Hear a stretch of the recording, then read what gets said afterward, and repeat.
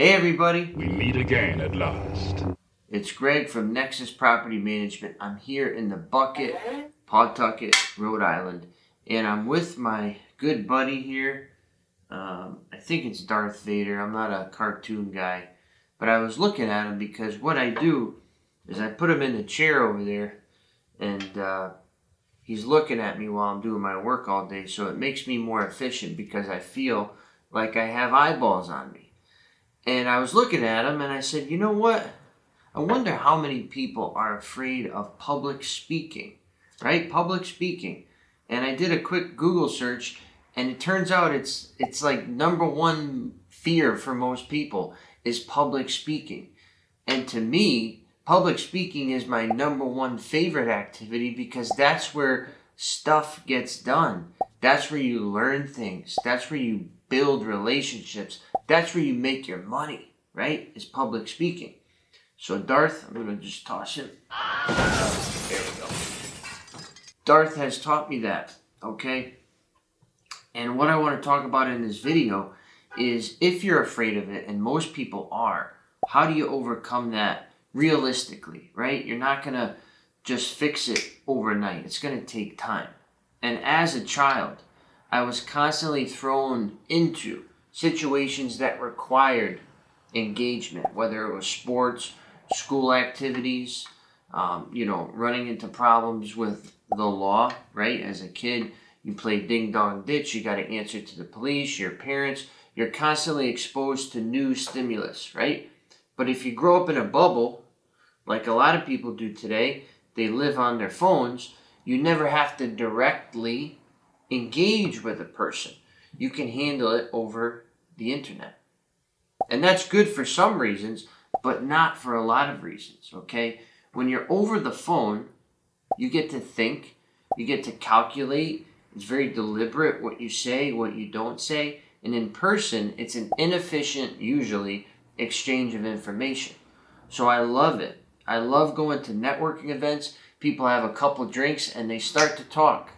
They get to tell you what they like, what they don't like, what they're looking for, what they're not looking for. So my suggestion here is go to networking events, number one.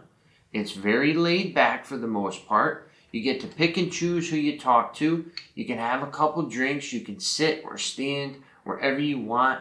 It doesn't get any easier than this. And if you go to one of these events and you're nervous about talking, try something else. Listening. The best way to deal with your fear of speaking is to do the opposite. Just listen. You got 2 ears and 1 mouth, right? You listen twice as much as you talk and you'll be okay. So if you're not sure about what to say, how to say it, I'm scared, just listen, right? And practice your nonverbals, your body cues. So when somebody's talking, you listen, you nod your head. Oh yeah, okay. Right?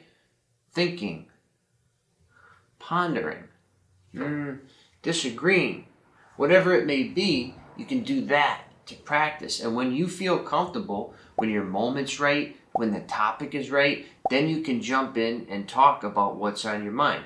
Maybe something that you're confident in, something that you know about. So networking events are huge.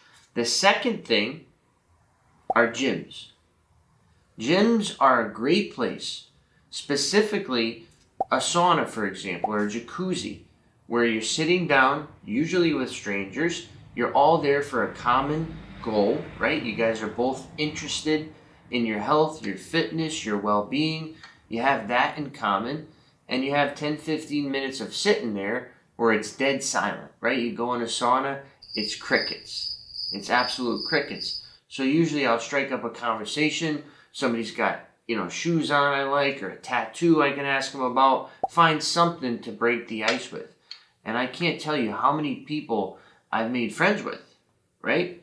Just sitting down, thinking, oh, I'm doing nothing. I'm just going to sweat my butt off for 10 minutes and get out of here. I end up making a good friend. So you never know where it could happen. And that's why public speaking should not be your enemy. It should be your best friend.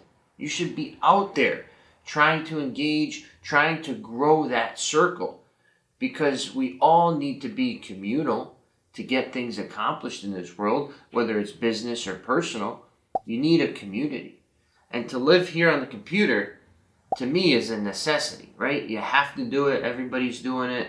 It's got a lot of pros, but I'd rather be out there, okay? And you should be too. And ultimately, when you get comfortable with it, then you can start being persuasive if you have an agenda or a message that you want to get across. You know, whatever it is, public speaking, you can build upon it, right? I love speaking to a group, for example. You got 4 or 5 people that are listening to you, and you give everybody a 3 or 4 second eyeball with a nonverbal head nod, shake, whatever. You engage multiple people at once. You're covering so much ground that it would take you 10 years to do it on the computer. Get off the computer, get in front of people. And I think I did make a video about something like this a few months ago, about old school people. The older crowd, the older generation, they are professional networkers. The best, because that's how they grew up. My generation, 30 and below, we suck. We're terrible. We don't get it, because we always grew up with this. So don't get consumed. Get out, pound the pavement, make some friends, and speak. Or listen if you're not comfortable to speak. A little spitball of a video here, but wanted to throw that out there because everybody is so focused and so stuck in here, they should be stuck out there, right? That's where everything happens. So once again, Greg Rice here in the bucket with my buddy Darth, your property managed.